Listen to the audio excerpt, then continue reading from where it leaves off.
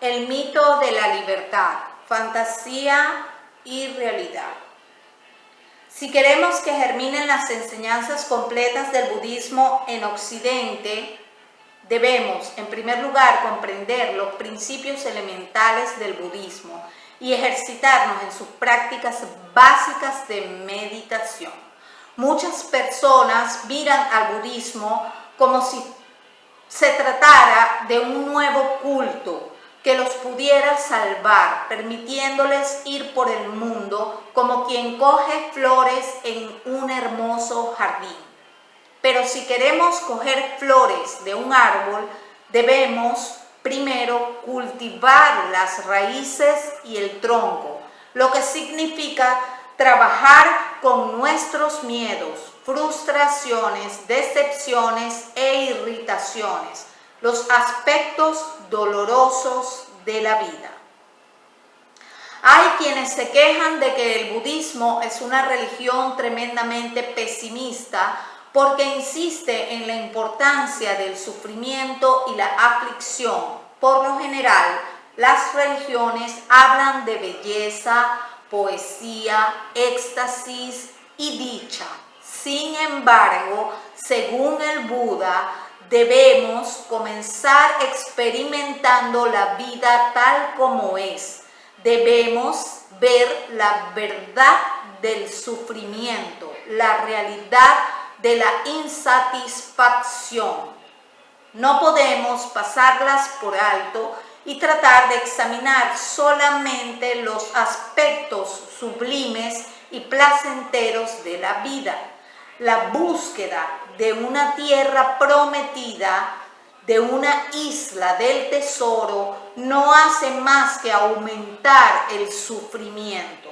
No es posible llegar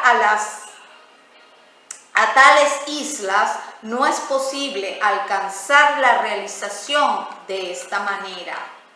Por eso, todas las sectas y escuelas del budismo coinciden en que debemos empezar enfrentándonos con la realidad de nuestras circunstancias personales. No podemos empezar soñando. Eso no sería más que una evasión pasajera, ya que no es posible evadirse de verdad. En el budismo expresamos la voluntad de ser realistas por medio de la práctica de la meditación. La meditación no es un intento por alcanzar el éxtasis. La felicidad espiritual o la tranquilidad tampoco es una lucha por mejorarse. Se trata simplemente de crear un espacio en el que podamos dejar al descubierto y desarmar nuestros juegos neuróticos y autoengaños, nuestras esperanzas y temores ocultos. Para producir ese espacio recurrimos a la simple disciplina de no hacer nada. En realidad, es muy difícil no hacer nada. Debemos empezar aproximándonos a este no hacer nada y poco a poco nuestra práctica irá madurando. La meditación es una manera de hacer aflorar y hacer que afloren en profusión la neurosis de la mente para incluirlas en la práctica. Nuestras neurosis son como abono. En vez de botarlas a la basura, las esparcimos por el jardín y así van formando parte de nuestra riqueza. Cuando practicamos la meditación, no debemos contener demasiado la mente, ni tampoco soltarla del todo. Si tratamos de refrenar la mente, su energía se volverá contra nosotros. y si dejamos que se afloje completamente, se pondrá muy agitada y turbulenta.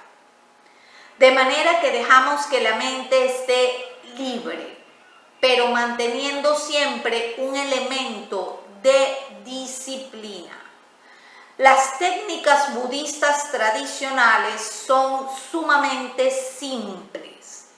La conciencia del movimiento corporal, de la respiración y de la situación física son comunes a todas las tradiciones. La práctica esencial consiste en estar presente aquí mismo. El objetivo es a la vez la técnica, estar precisamente en el instante sin reprimirse ni desenfrenarse, estar consciente de lo que uno es, de manera muy precisa. La respiración, así como la existencia del cuerpo, son procesos neutros, desprovistos de connotaciones espirituales. No hacemos más que observar sus funciones, su funcionamiento natural. A esta práctica se la denomina shamatha. Con ella empezamos a transitar por el Hinayana o camino estrecho. Esto no quiere decir que el punto de vista del Hinayana sea simplista o limitado. Más bien, al ser la mente tan complicada y exótica y tan insaciable su ansia de diversión, el único modo de manejar la mente es llevándola hacia un camino disciplinado que no ofrezca distracciones. El Hinayana es un vehículo que nunca anda con exceso de velocidad, siempre sigue su rumbo, sin apartarse jamás de él. No hay escapatoria posible, estamos siempre aquí mismo y no existe una salida. Por lo demás, tampoco existe la marcha atrás. La simplicidad del camino estrecho nos permite tener una actitud abierta hacia las situaciones de la vida, porque nos damos cuenta de que es absolutamente imposible evadirlas y por fin aceptamos estar plenamente en el instante presente. Se trata, por lo tanto, de asumir lo que somos en vez de escondernos de nuestros problemas e irritaciones. La meditación no debe ser un recurso para olvidarnos de nuestras obligaciones laborales. De hecho, la práctica de la meditación en posición sentada nos conecta continuamente con la vida cotidiana. Cuando practicamos la meditación, nuestras neurosis se asoman a la superficie en vez de esconderse en el fondo de la mente. La práctica nos permite encarar la vida como algo que es posible manejar. Me parece que la gente tiene tendencia a creer que si solamente consiguiera alejarse de todos los ajetreos de la vida, retirándose a las montañas o a la orilla del mar, entonces sí podría dedicarse de lleno a alguna práctica contemplativa. Sin embargo, huir de los aspectos mundanales de la vida equivale a despreocuparse del sustento, del verdadero alimento que está entre los trozos de pan. Cuando uno pide un sándwich, no pide 2 tajadas de pan sin nada. Tiene que haber algo en el medio, algo sustancioso, comestible y sabroso. Y el pan es el acompañamiento. A medida que pasa el tiempo, el hecho de volvernos más conscientes de las emociones, de las circunstancias de nuestras vidas y del espacio en el que ocurren nos permitirá tal vez acceder a una conciencia aún más panorámica. Nuestra actitud se vuelve entonces más compasiva y cálida. Hemos llegado a una aceptación fundamental de nosotros mismos, pero sin perder la inteligencia crítica.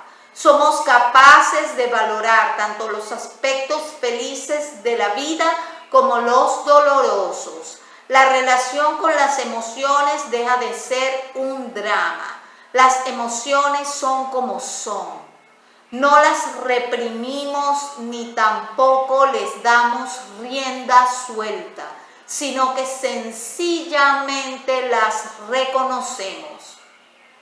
Al tomar conciencia de los detalles de manera precisa, nos vamos abriendo a la totalidad compleja de las situaciones. Como un gran río que va a dar al mar, la estrechez de la disciplina desemboca en la apertura de la conciencia panorámica. Meditar es más que sentarnos solos en una postura determinada y atender a procesos simples. Es también abrirnos al entorno en el que ocurren esos procesos. El entorno se convierte en mensajero que nunca deja de enviarnos señales, que siempre nos está enseñando algo o ayudando a entender. Entonces, antes de gratificarnos con técnicas exóticas, antes de jugar con energías, percepciones sensoriales y visiones llenas de símbolos religiosos, debemos poner en orden nuestra mente. Y esto lo debemos hacer a un nivel fundamental.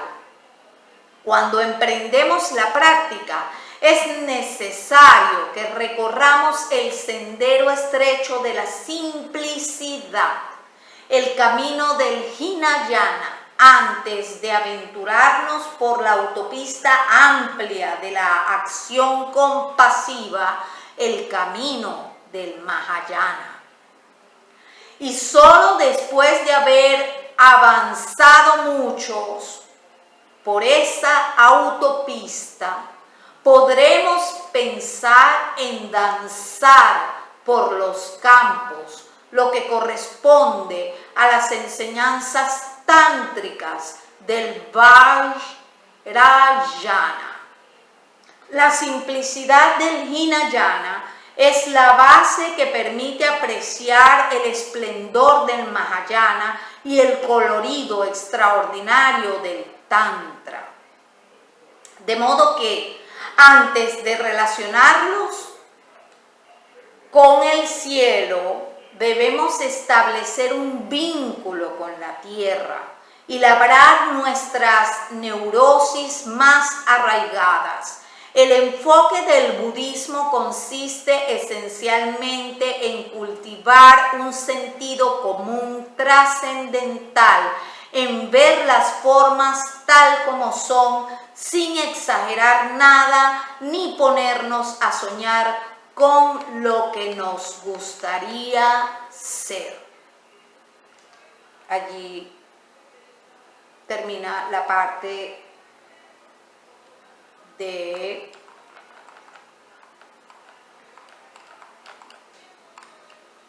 la fantasía y la realidad.